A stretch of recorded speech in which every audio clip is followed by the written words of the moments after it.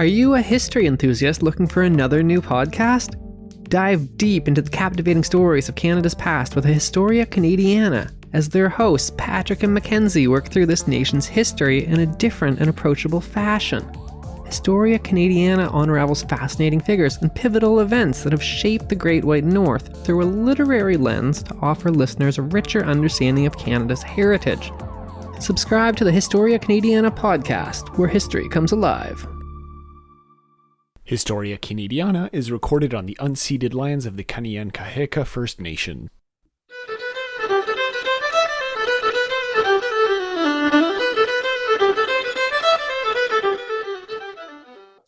Hello, everyone, and welcome to probably what is Mac's most anticipated episode. Not probably, certainly Mac's most anticipated episode of this entire show. The episode on incest in World War One. No more Specifically context incest during World War One. Oh, God. My name is Patrick, and this is Historia Canadiana. With me, as always, is, of course, Mackenzie. Yo. So this is, I guess, part two of us addressing the World War One era-ish. Part one was Robert Borden during his prime ministership. And now we're going to talk a little bit about the war as it was seen at home or in Canada, and use none other than what some people consider to be like the starting point of CanLit, right? Like the CanLit novel for a long time. I think this is the CanLit toy that we play with as CanLit boys. Like, I feel for a long time that was true. I feel like contemporary Canadianists have kind of gone way past what this novelist is trying to do, rightfully so. But for a long time, like, this was the gold standard. We were talking about Hugh Maclennan's Barometer Rising in this case, and we'll come back to Hugh Maclennan because he's written like seminal works in the Canadian literature canon. He is the Canadian author's author from back in the day. For sure. And I think still today, even if people don't regard him as highly, we can talk about that. But like, I still think his name carries weight in the circles of Canadian literature. We're going to need to have another discussion about what we call the Canadian lit canon at some point with this episode, probably, because it's a highly contentious point. For sure. I know we both have differing opinions about it. I mean, it's variable. But like to give a sense, Hugh Maclennan is canonized to the point where he has a whole library named after him in McGill, right? He has almost all of his novels have made it into the New Canadian Library series, which is basically the ultimate canonization for a long time. The series no longer exists, but like that was the gold standard for Canadian literary canonization. And I think all of his novels, except maybe his last one, made it into that series. So that kind of gives an indication of how people in the literary scene here in Canada have kind of regarded him. Did you want to start off with a bit of the history of Canada at home before we get into the novel itself, just to set a bit of context? Of World War One, or? Yeah, World War One, I mean. Well, so World War One, like most of Canada's wars up to this point, was still one where we weren't allowed to make a choice. We were just kind of told that the good old kings and queens of England decided that we were going to go fight for them. And there's a lot of there's so many politics we can discuss. We talked about Robert Borden and conscription and everything else. But since we touched on that a little bit, I think we should touch a little bit more on what war means and what war does for colonial countries, especially colonial countries rich in resources. It's because Canada, especially, known for things like its timber, its fur proof, its waterproof furs and everything else became a major part of creating munitions, supplies. Like, we were exporting things out the wazoo. And Halifax is already a large and well-known port of call in the Atlantic Ocean. Even today, while not as developed maybe or as well known as Boston, Montreal, New York, is still a major thoroughfare for people and shipping and all these other things, especially because it's one of the most northern points in North America that you can still find a good city with good access and everything else. Maybe Newfoundland, but that's like an isolated island in and of itself. So that kind of goes by the wayside very quickly. So yeah, Yeah, absolutely. exactly. Mhm. So this setting for the novel really provides a good focus, I find, on. You can tell that this is a novel I've actually read in classes because I actually have more to say about it. There was Did no you panic actually for try to reading right before the episode. did you try to reread some of it before the I episode, or did. you I kind of did like pretty reread. much I remember? reread. I Okay. reread some of it. I read back on what it's about. Hugh Maclennan, all Yeah. those fun things. Yeah. Reminded myself of the basic plot. But I still think that like a lot. I remember this novel sticking with me from my classes because there Mm, is a certain weight to it that's very interesting. yeah. And we sort of talked about it before, but yeah. So this novel does highlight the at-home aspect of World War I, and especially the aspect of the final resource, in which the novel goes into great detail about in its plot, manpower, Yes. Yeah. the Absolutely. exploitation of manpower. Totally. Which kind of isn't, I think that's an interesting way of going into it. And then we can kind of transition into the imperial aspect, because I think that's like a very important part. The national imperial aspect is obviously a huge part of this novel. But I think that's kind of interesting because, funny enough, the way I read up on this is that during the war, during the early days of that war, Canada had the view that their main resource was going to be manpower. And then they realized how little people they could People. provide compared to other people in the, other countries in the war, right? Because we literally have oceans to cross Yeah. to get to where the main field of battle was. Yep. And so that's where the resources kind of came in after, which is kind of interesting considering that for such a long time, Canada was just a resource country. So it's funny that that was not the first reaction, right? Where the first reaction was just kind of sending people. And I wonder if you have any thoughts on like why that reaction would have happened in the first Oh, I place. think it's because But of how we understand war, or how we did understand war at the time. Because war before World War I yeah, was a case really based upon maybe not exclusively numbers, but manpower was a large part of it. I mean, the greatest war before this was the Napoleonic Wars, and this sort of these battlefields of these men and these like guns were just barely becoming a thing and were highly inaccurate. yeah. So And it is basically, only it was a in numbers game. Yeah, yeah, it's only in the coming of World War I and the development of things like battleships, destroyers, the creation of the machine gun, the creation of all of these tanks, gas attacks, and everything else that we realized the power of resources. One tank, which can be manned by 4 or 5 people, can take out something like that. 10 times that number easily. One man manning a machine gun can gun down 100 men on any given day. Sure. Yeah. So I think, Planes were starting to be a thing yeah. as well. Yeah. So Canada's reaction of, oh, we're going to be sending people over comes from an old school of thought about war that Yeah. everybody had to change and everybody had to shift. And I think the plot of the novel kind of reflects this because, as we'll get into, the plot is mostly about a guy returning home. And there's this whole hullabaloo made that he's going to be court-martialed, blah, blah, blah. But at the end of the day, nobody cares because all the munitions just exploded. And that's what really matters. The loss of not Yeah. the loss of this one little corporal dumbass who wants to bang his cousin, the loss of so much munitions, which can make such a real difference.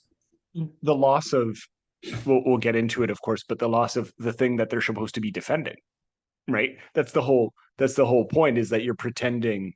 I don't think it was ever that much of a threat, right? That the Germans were ever going to be in Canada, but that was still part of the propaganda, is like, oh, we're defending the idea of, or the British ideal against what was used at the time, like the Huns, right? Yeah. That was kind of the rhetoric used against the Germans, was that they were Hun-like, which you can gather a bunch of racial implications on that one as well, as to why they called them barbarian Huns.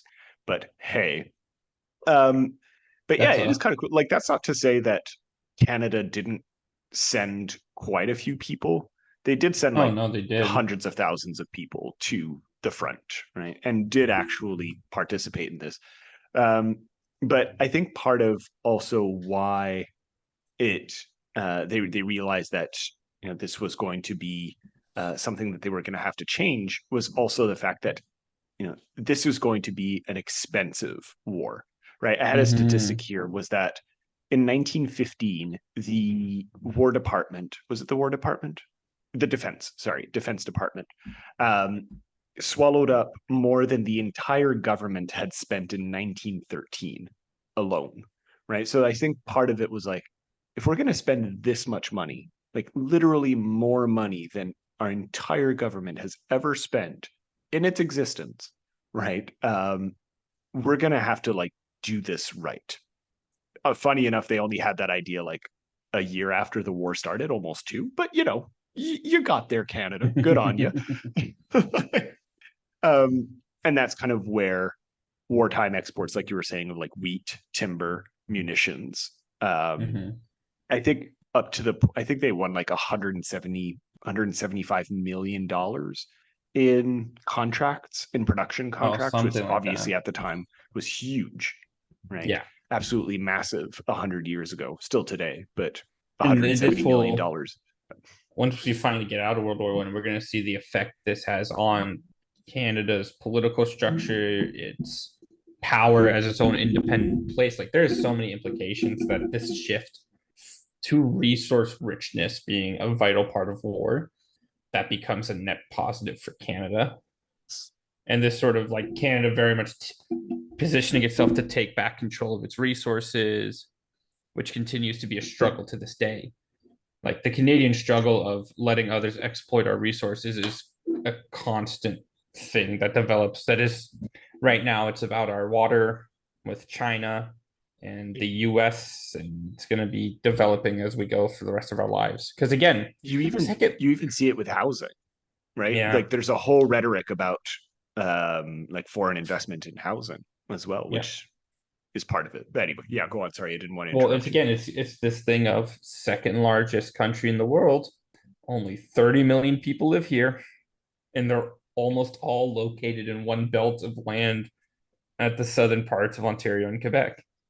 The straight line, and yet we can't Like have a literally just a proper straight line. transportation system.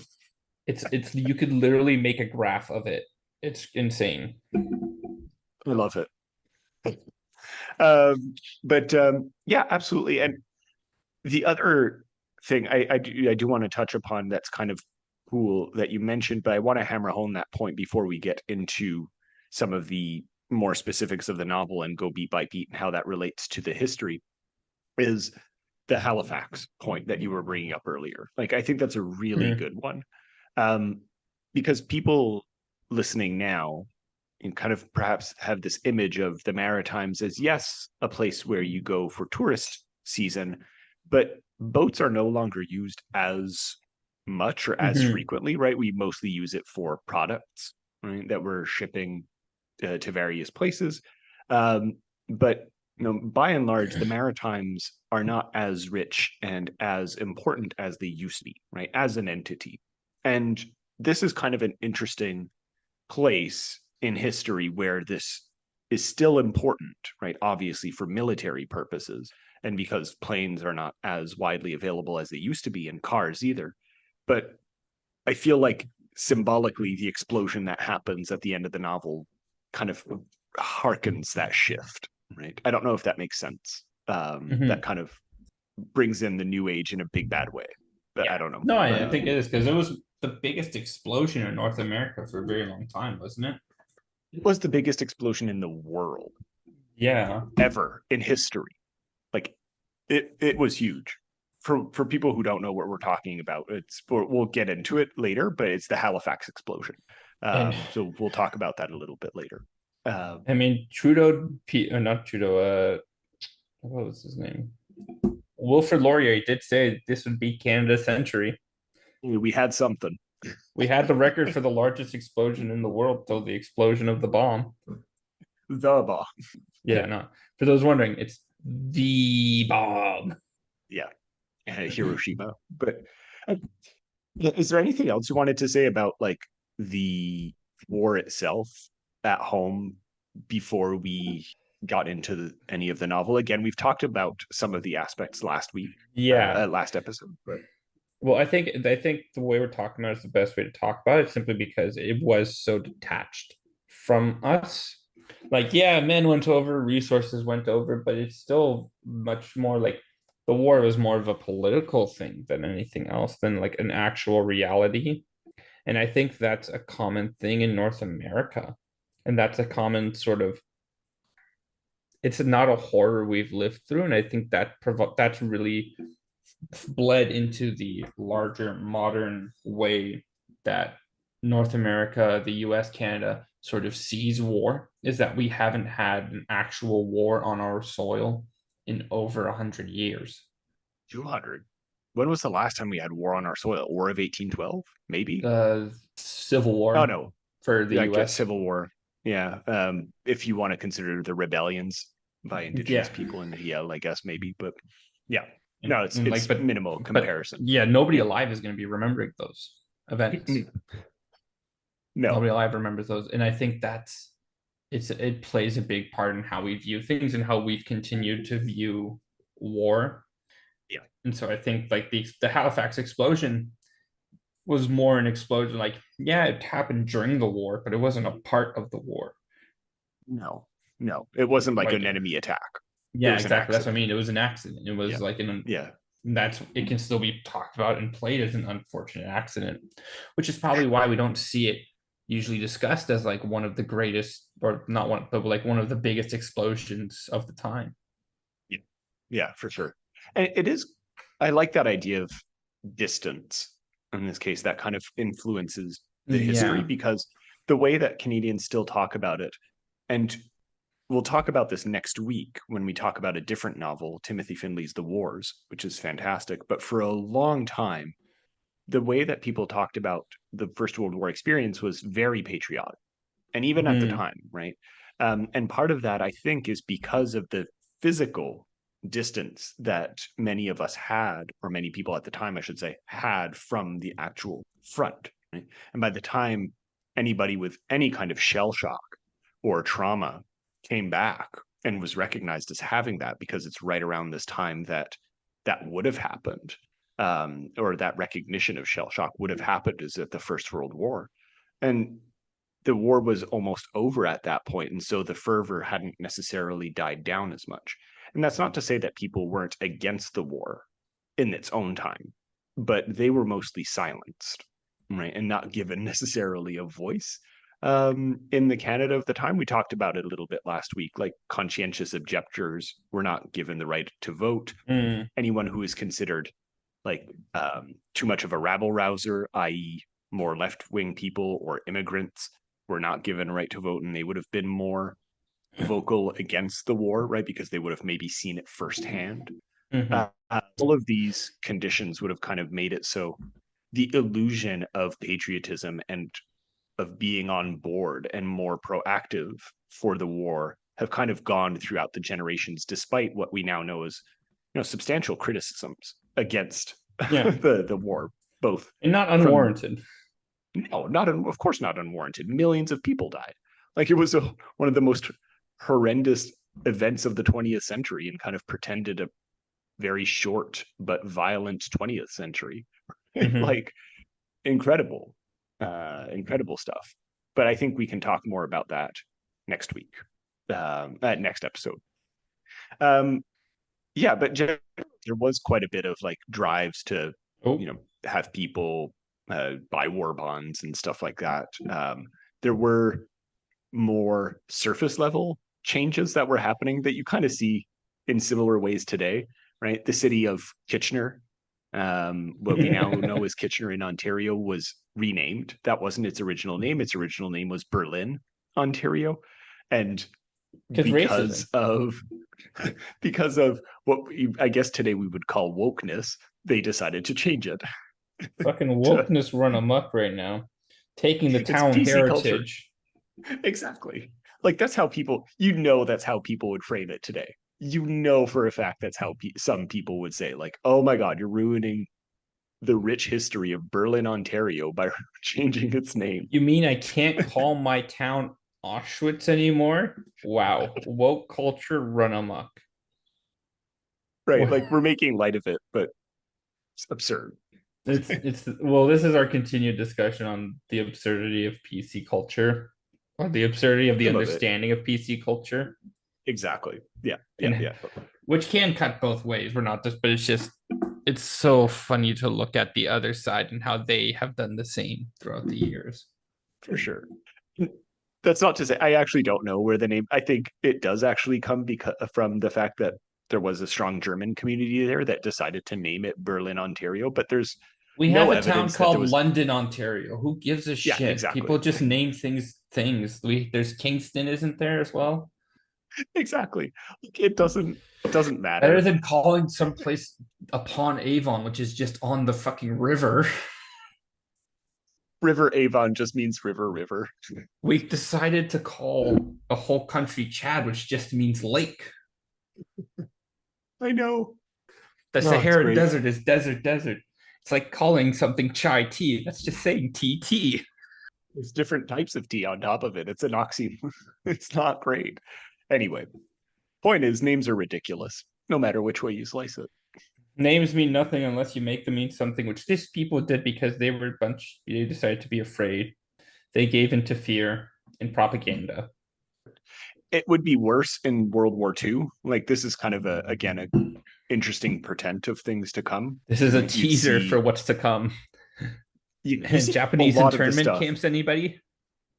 Yeah, because you see German internment camps in this war. So yeah, you kind of see that happening on Canadian soil. So it's not that much of a stretch to call this a kind of practice run of what we do in World War II, both good and bad. Remember, folks, Dr. Seuss was a racist. Too. A lot of people were. We're not going to start listing everyone who was a racist. Oh, we'd have to include ourselves in that list. Sure. Because no, but that's just how it is. Like there's always going to be all parts of us that just are a little bit because we don't understand full realities. We're going to make There's a difference between microaggressions. being overtly so. Yeah, microaggression, Yeah. I think would be fair. Okay.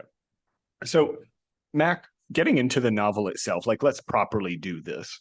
What is this Sure. about? We made jokes about it being like an incest novel, but like, what is this book about?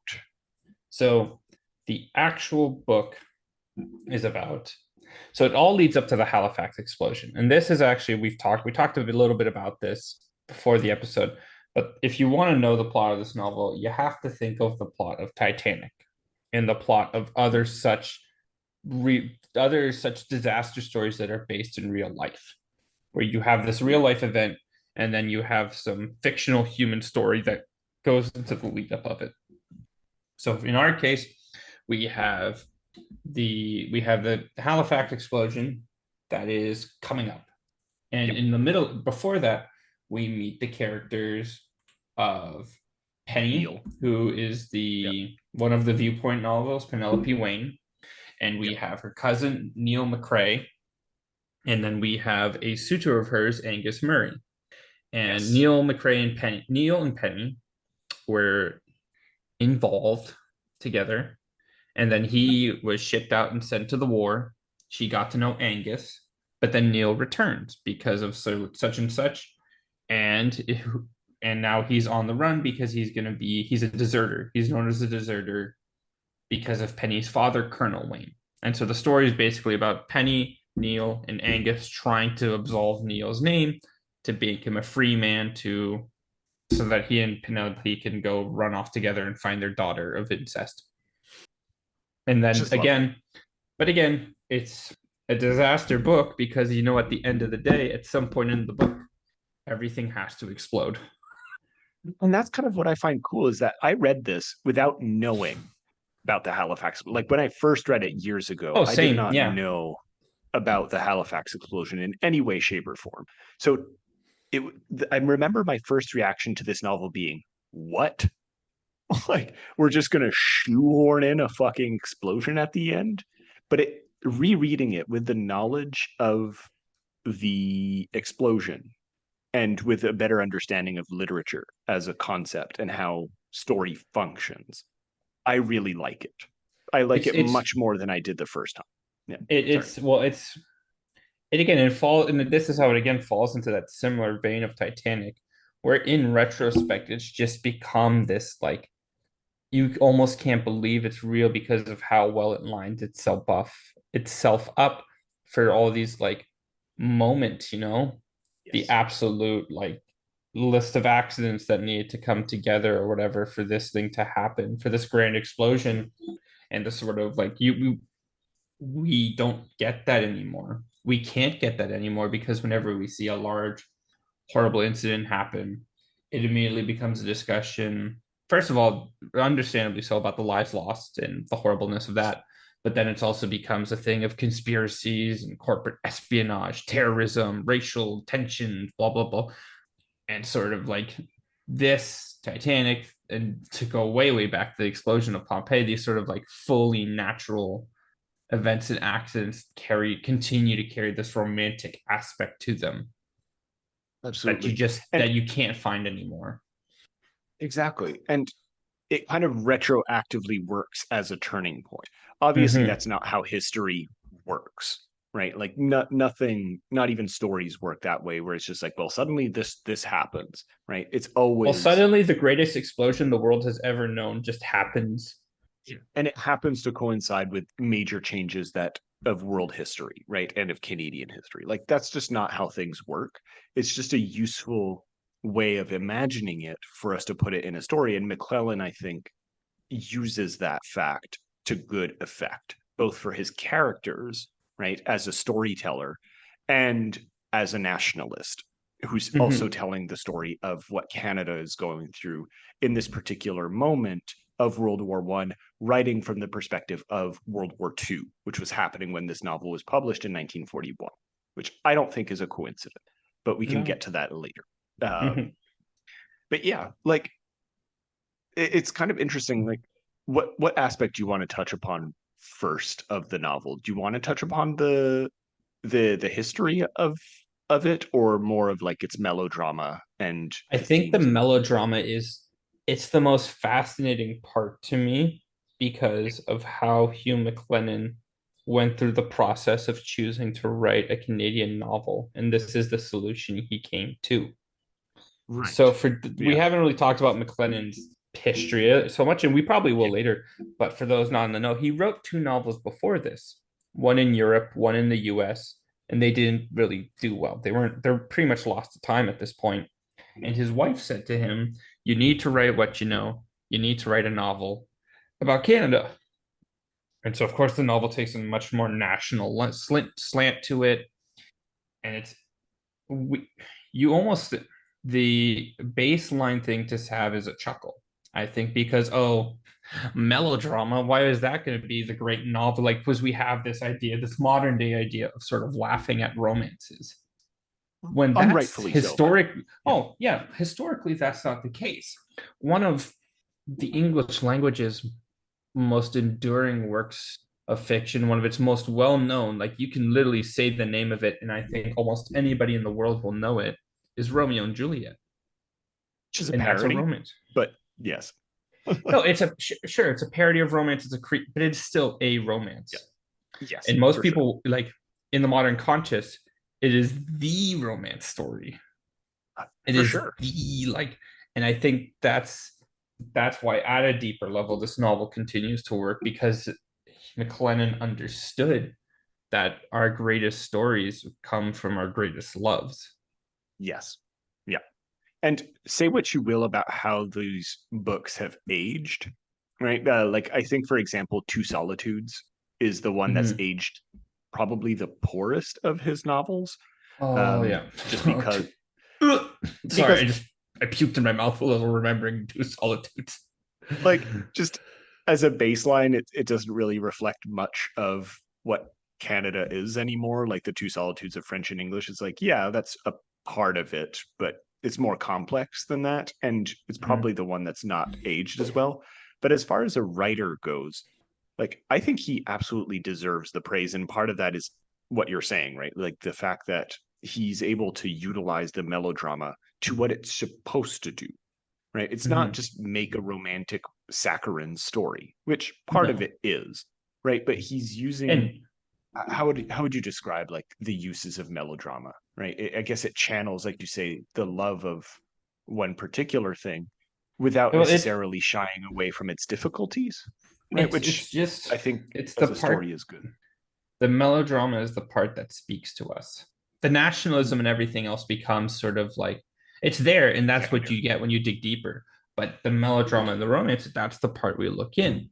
That's the part that pulls because that's the part we as humans are always sort of drawn back to.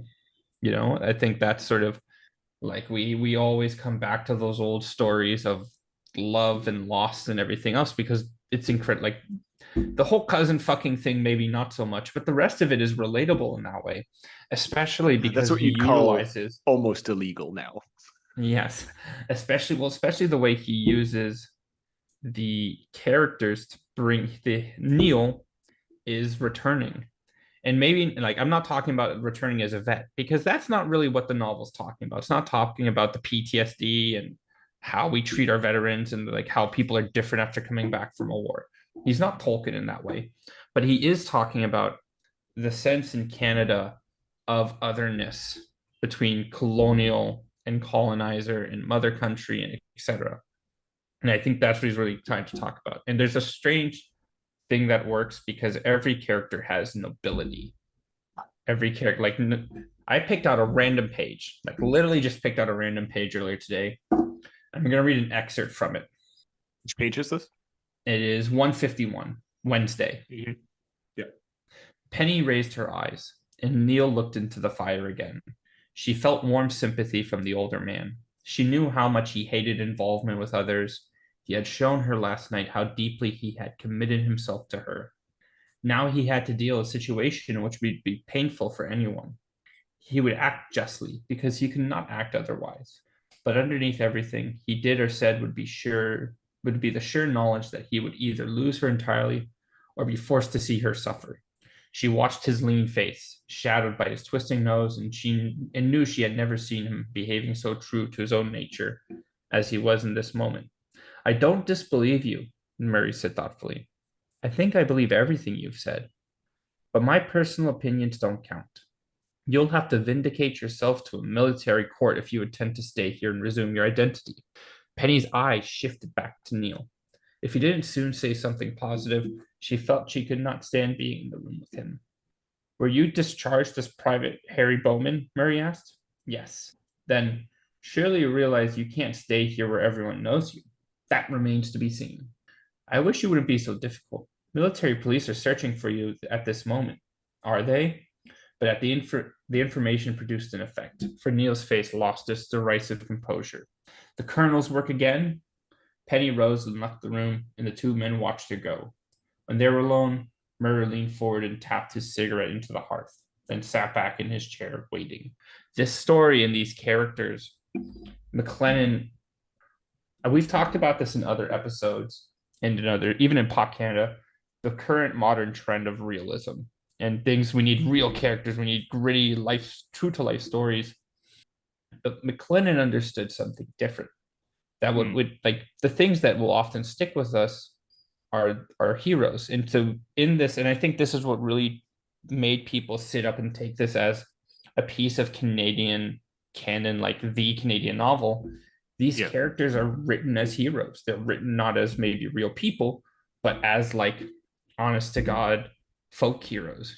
Penny, like Murray, the spurned lover, does not turn himself into the bad guy, but he acknowledges and accepts the love between the two of them and decides to help the woman he loves any way he can because he is a good man. Neil, while hesitant, will turn to face up to his past, to the court martial and to Colonel Wayne because he is a good man. Penelope will stand by the man that she loves and help him because she is a good woman. And I think that's the sort of part that really catches our attention before the nationalism and even the explosion part. Absolutely. And I think you're hitting on a really good point here because especially the hero part, because more than one critic has kind of compared this book to Homer, right? Mhm. The poet, the Greek poet in this case. McPherson, what's his name? Hugo McPherson. I wrote this down in the notes where he kind of sees the Perseus legend in Mhm. the novel, and another critic, George Woodcock, has called this one a nation's odyssey. And that use of the term odyssey, I think, is quite good because yes, we're talking here about a literal journey, right, of character building, but also relates to the use of heroes that you're talking Yeah. about. These archetypes work because they are heroic in the sense that that's just what heroes do, Yeah. right? And you can see this throughout. The fact that her name is Yeah. Penny, Yes, of course, Penelope, Penelope. the woman who waited back on Ithaca for Odysseus to Exactly. come home. Right. And which kind of works both ways. On the one hand, it works well for the war aspect of it, right? He's a soldier, like you're saying, with honor, and everyone works in a just post-Victorian, early Edwardian era where certain moral values and ethical values are meant to be upheld in proper Right. civil society, right? And that's really channeled in these characters. But it also works on the national level that we're kind of that we've been talking about, of Canada's duty to the Yes. motherland, right? In that passage that you read, that's the subtext that travels through this entire thing. Like, what is Neil's duty, right? Yeah. Both to his peers and to his countries, plural, right? It's not Well, it's just Canada, it's Britain especially as well. yeah, well, it's especially important because the sort of antagonist, I don't know if you really call him the villain, but the antagonist is Colonel Wayne. Colonel Wayne is the one who wants to stop the plot, wants Neil to be dead, etc. And in Yeah. many ways, that can be sort of a stand-in for England and Neil as Yes. the common Canadian, because Neil is trying his best. Now, of course, this is every like first year university students reading of Barometer Rising. This isn't super profound Doesn't right now, matter. but it's still that idea that Maclennan really hit on, of Neil being the common Canadian man, the common Canadian hero that we can all aspire to be, Yeah. who rises up to. And this is the important part, and this is what makes the novel very distinctly Canadian, goes through the process to obtain his freedom. He does not throw violent revolution. He does not throw a violent tantrum. There's an acknowledgement that he must face up, own up to the charges. Unlike, say, in American literature, where the heroes are very much combative in the seeking of their freedom. It is kind of interesting because when does he come to that realization, or when does he own up to this? It's towards the end, right? Mm-hmm. As the clock, for people who might not know, right? The novel is structured literally as a countdown. The Because countdown to each the chapter event. is a day of the week. Yeah, exactly. Is a day of the week. It takes place over a week before the explosion.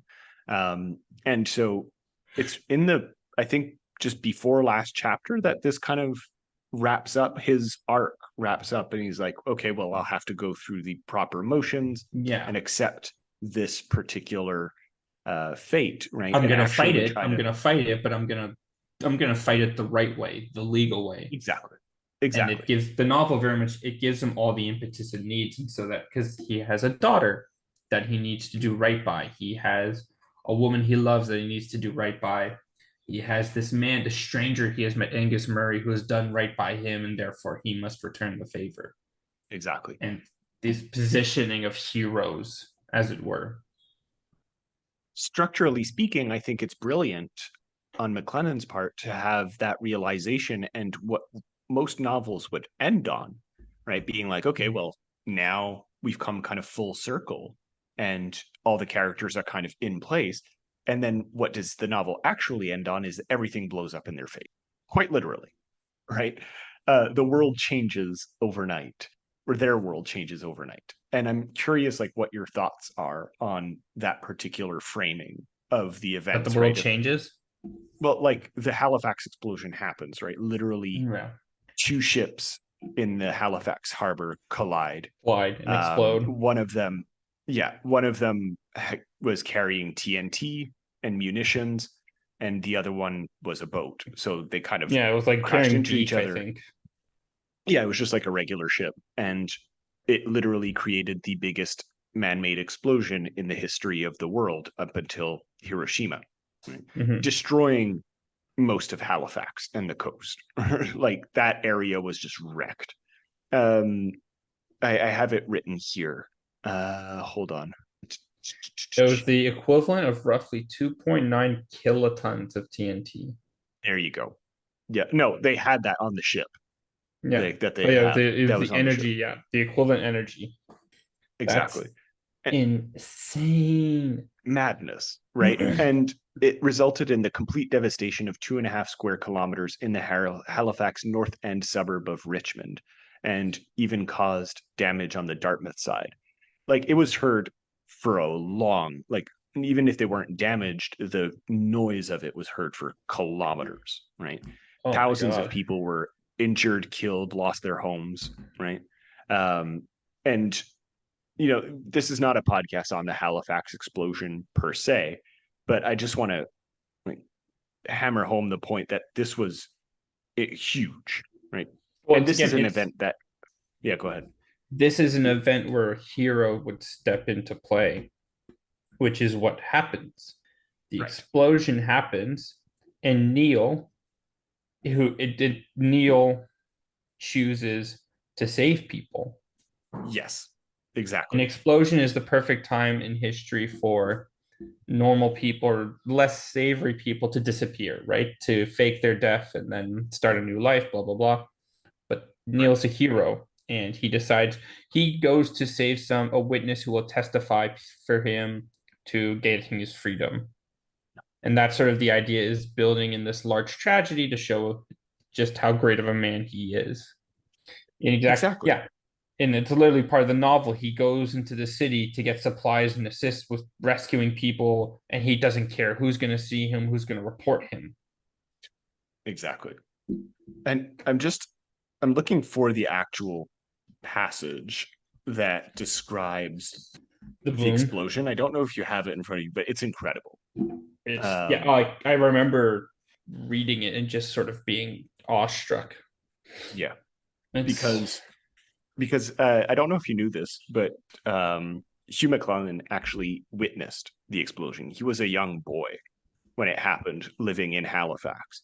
So he had a firsthand account of what had happened here, and I'm trying to find it. Okay. Do you have it in front of you or no? No, I can't remember. I don't know. I don't know where to look for that passage. But It's towards the while end. you find it, I'll continue to vamp, as it were, sort of Yeah, discussing. yeah. That's kind of what I was asking, and yeah, you can kind of think about it while I search. But like, what does that tell us about the story to simultaneously end it with Neil's admission of his own guilt, I guess, or at least that he's going to go through the system, and then end it again, so to speak, on the explosion. Well, Just that. it's it's sort of that again. It's the Titanicness of it. It's the every other plot of these disaster movies, where the plot ends with these characters, and then we still have like 30, 40 an hour minutes of story, and it Right. really creates that dread, that sense of dread, because we Why though? recognize that these character arcs are finished, and for us, we still crave a happy ending. It's what we always want. We might scream and wag our hands at Hollywood and media companies for always just making these saturine happy endings, but that's what we really want. At the end of the day, we want our heroes to live good lives. But when we have these disasters, they really play with the fact that, like, okay, here's the happy ending, and the story's going to keep going, and it keeps going, going, and then boom, everything explodes, and the world is sort of flipped on its head. And it schedules this sort of how our new characters react, are these characters that are new, that have undergone their arcs, how they would react in this new situation.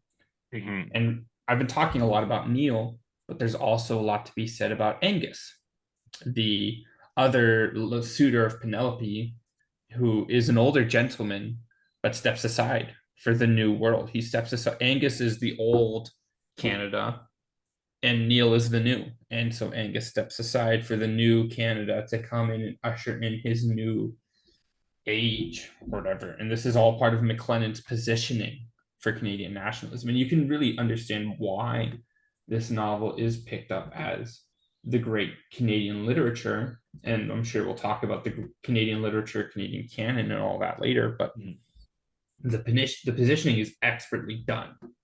You cannot fault Maclennan for his literary mastery and his understanding of storytelling techniques, positioning. Yeah, like this is a man who knows his craft.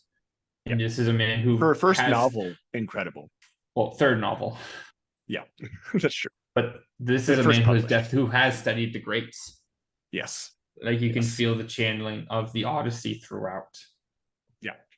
And it's kind of interesting that you're saying that, because right when you're saying that Neil kind of went out and saved people and tried to help people, that was what he was doing in the book when the explosion happened.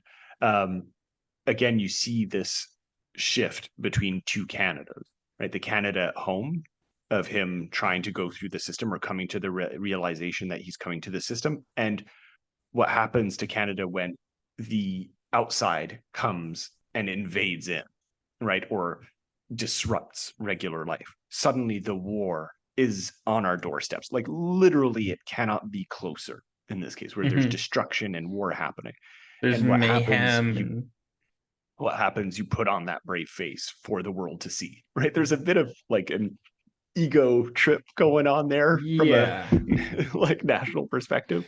Well, I mean, it's always, I don't, yes, ego trip, but I also think it's about creating heroes. And this is what a hero would do. Yeah, for sure. It's the same way that like Neil basically is Superman in this story.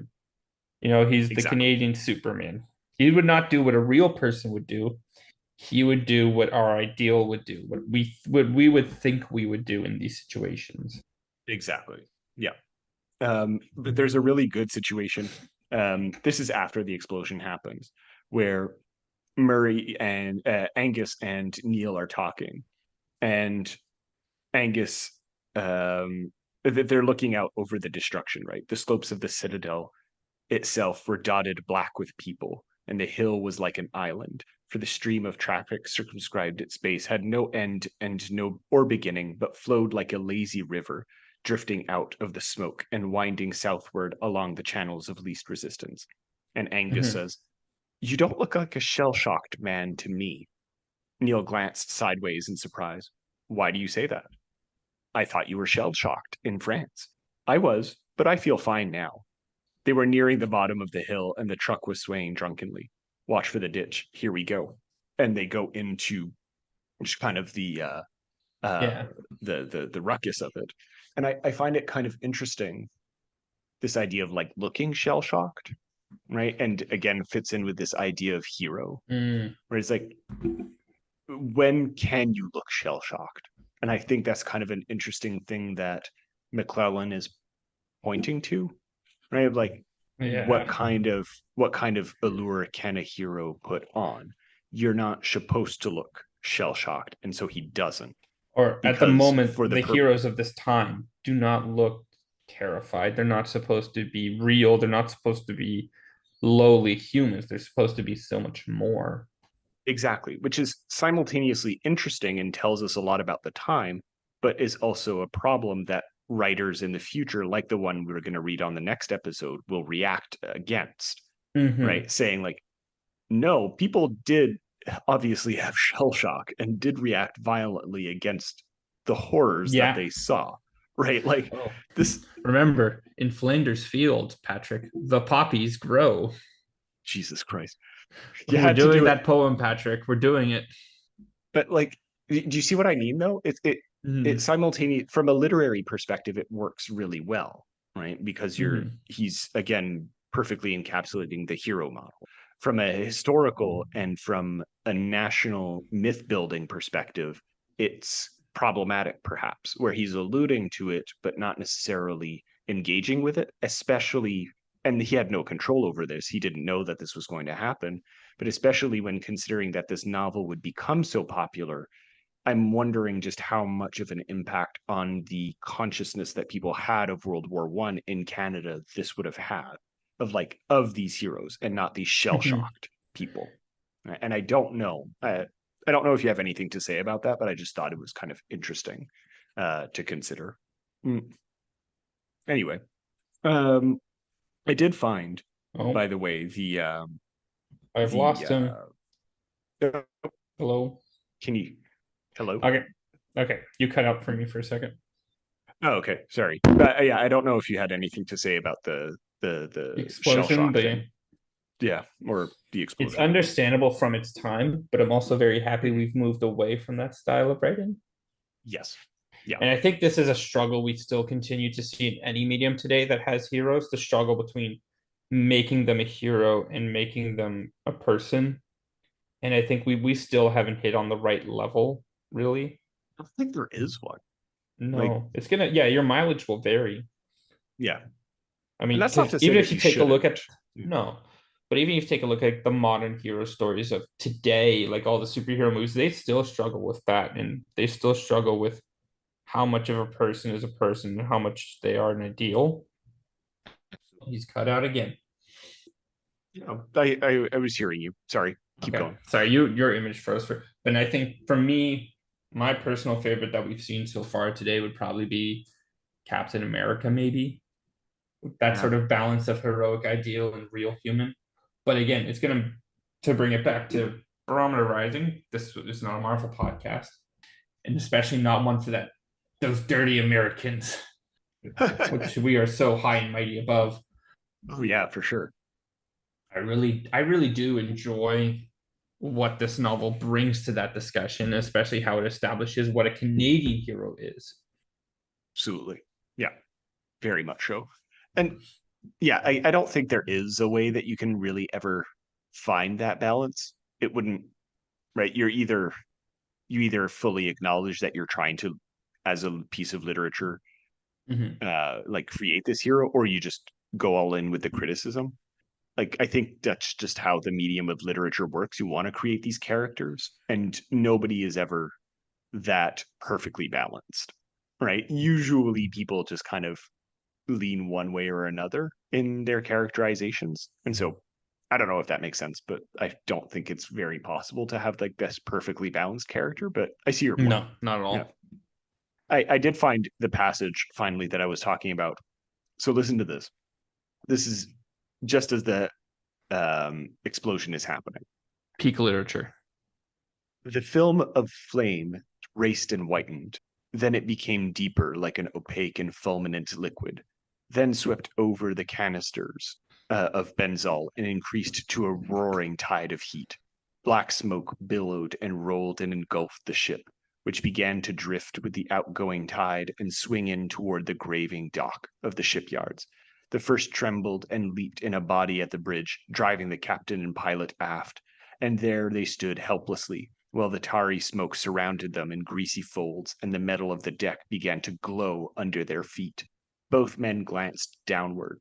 Underneath that metal lay leashed an incalculable energy, and the bonds which checked it were melting with every second the thermometers mounted in the hold. 500,000 pounds of trinitrotoluol and 2,300 tons of picric acid lay there in the darkness under the plates, while the fire above and below the deck converted the hollow shell of the vessel into a bake oven. And the next paragraph just boom. As you know, how could I explain this? The novel is not long, but it takes its time where it needs to. And I find it interesting that for something that literally takes the space of a few minutes, he spends entire paragraphs just describing ratcheting up and up and up and really reveling in the fact that this is going to blow. And it works, right? From a literary perspective, it really works. It's like Oppenheimer dropping the bomb, yo. Did you ever see that movie finally? Not yet. Damn. All right. But you're not wrong. The analogy is actually quite good. Well, yeah. Because this is a story we've seen before. These are stories we continue to see and we continue to tell. There's a reason we get a new Pompeii movie every goddamn year. And if James Cameron hadn't Well, already not made many. the perfect, if James Cameron hadn't made the perfect Titanic movie, we'd probably be getting more of those too. We did get a Titanic too. Oh, we got many Titanic sequels, but they're all horrible. We don't talk about those. We don't talk about the rapping animated dog. What? There was an animated Titanic sequel, and it features an animated rapping dog. There's no way that's real. You have It to be is. pulling my leg. But it's real. Listen, we don't have time to discuss the Titanic sequels and how horrible they all are, and how some of them even decide that the Titanic tragedy didn't happen, that the ship gets saved by a giant magical octopus. I hate that what you're saying makes me want to see that movie even more. So, are there any other parts of the novel that you want to discuss? Because we kind of like talked about the characters a little bit here and there, of course, and the events around it, the nationalism. I don't know. Was there anything in particular that you wanted to talk about? Its canonization, or were you good? About the novel? Yeah.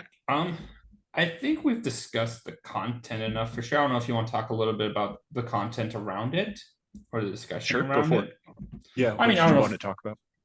I just think it's important to note that this is like you can sort of mark because this is really that marker for Canadian literature. You know, there's books before Yeah. Barometer Rising and books after Barometer Rising. Yeah. Because that's not to say that Canadian literature didn't exist before. Of course not. Oh, not at all. We had some well-recognized poets, less so novelists, but especially poets. We had some really well-recognized ones, and some novelists and short story writers. All of that existed. But what is it about this book that makes that shift? Is it just like right place, right time? That it was Right World War place, right II? time, right author. Yeah. What do you mean? Like, say more about like why right place and right time He was first. so at the time he was writing this, he was because Hugh Maclennan is an accomplishment. He is a Rhodes Scholar, which is no mean feat. Like Rhodes Scholars are the academics of academics. They are all things that all like academics aspire to be, essentially. Oh yeah, and he had many honorary doctorates in his life. Oh yeah, he had I mean, 7. He was exactly. He was a bona fide smart dude. Yeah, and I think that set him up the right way to be that kind of man to write this, since he was so like this idea. Because again, we in Canada there is sort of a trend for academic, not elitism, but academic strength and a bit of academic elitism. There's sort of a tendency toward that we have. Maybe not in the modern day, but at the time it was definitely a thing. Sure. And he was also it's the important part of Canada. He wasn't established in Quebec. Yeah. He was not Quebecois, but as a person, he was established within the province. And if you can He establish taught in yourself, Montreal for a long time. yeah, so that makes him the right person to have a major novel that can sell to anybody in Canada. And I think it's the right novel because it takes that important event. So that makes it the right novel because it's an event. It's about a very Canadian event about the war. He's the right person, and it's the right time because it's 1941. We're getting into World War II. Canada's made its own decision that it will join this war. We chose that for ourselves, and we need stories about things like that. We need stories about Canadians choosing to be better than their mother country, but not stories that are so close that they're that we can't they're have too vivid. that much like exactly. If he had written a story about World War II, then I don't think it would have been as much of a success. Oh, I don't even think it would have worked if he had written a story about World War I on the battlefield. No, exactly. You have to have that disconnect. Yeah, otherwise, like right man, right place, right time. Yeah. And I think, and that's not to say that it's not a bad novel, but it's just there's also some other very great novels of Canadian literature that have come out before and after this. But there's moments when people are looking for something. You know, there was, and especially when it comes to hero stories, there's always the right moment for a hero story. And there's always that moment when the right hero story comes out that it changes everything and it captures our imagination in a way we don't fully understand. The original, and again, I'm using a modern example because I know it a bit more and because I think it works for audiences to help understand. Sure. There's a moment with the first Spider-Man movie. It was the right hero story at the right time to bring back those types of stories Post and to bring 9/11, back baby. yeah, exactly. Well, it's the Yeah. young hero, that post 9/11 young hopeful hero, and I think Barometer Rising catches the imagination in much the same way. Yeah, very much so. And I think part of the appeal as well, like why it succeeded so much, was that Maclennan was able to continue to ride the coattails of its success and Mhm. actually produce good stuff, or at least stuff that was recognized after as good. And this might seem like a minor point, but you often see this where it's like a writer has a really good novel and they explode onto the scene and then they just kind of peter out, right? Um, Mhm. and what I think McClellan kind of represents at this time is an ability to do this consistently, right? And I think that's a major shift in its ability to represent the coming tides of Canadian literature for the decades that followed the publication of Barometer Rising, of him saying, like, yeah, I'm not just like one trick pony that people remember decades after. Like, I'm constantly producing works, right? He produced like what, 7 novels or something like that, 5 Right. novels. Um, right. And each of them was well received and continued to bring attention to issues that people in Canada and elsewhere, because there was some international success with some of these novels, right, gravitated towards, which built up much more and more of this Canadian canon, so to speak, which uh, discuss it as you will today, right? It still was something that was interesting to occur at the time. And I think the fact that he was able to produce so consistently is indicative of this. I don't know if you agree with that, but No, I that's, do. Yeah. yeah, And I'm very interesting. much in line with what I think. I think we're Yeah. on the same page with this. Okay. Good. Good. Good. Otherwise, you would have been off the show. Yeah, Okay. we don't do disagreement over here. No, no, there's no such thing. Yeah. No, but ultimately, like, I think this is, I've read his other novels. I think this is the one that stands the test of time most. It's not perfect. Mhm. Some of the things are a bit clunky in the novel. But I Um, think that's what makes a but true classic. yeah. Hmm. Like Hmm. the greatest the novels that truly stand the test of time aren't the most perfect ones. They tell the most heroic stories, but in the telling of that heroic story, they become the most human in their writing because Yeah, they provide the most human of tendencies and errors. Like absolutely. Neil isn't some perfectly written character insofar that like he's very basic at the end of the day because he is just a stand-in for Canadian folk heroism. But that makes him so much better and so much more able to be more well known. And in a sense, it kind of, I think you're right when you said at some point that in the face of this grand destruction, like no one cares about Neil's like supposed desertion or whatever it may be, Mm-hmm. right? I feel like that's a really good point to perhaps end on and to imagine and to give listeners a good sense of the importance of this particular moment in Canadian history. It's like, oh, no matter what we do, it's ultimately not what other people think of us that matters, right? It's what we do for ourselves, or at least I feel like that's what McClellan is trying to say. It's like ultimately we're the ultimate deciders of our fate and our value, Mm-hmm. right? The other people's thoughts about us, like vapid as that may seem in the way I'm expressing it, is not what matters. You do you, basically, to put it in more modern um, parlance, right? And I think that kind of leads us into this new era of Canadian history and Canadian society, where in Mm-hmm. World War II, as he was writing this, you're able to, as you say, go into the war on your own accord. Mm-hmm. Right? I don't know. I think that's a good place to end.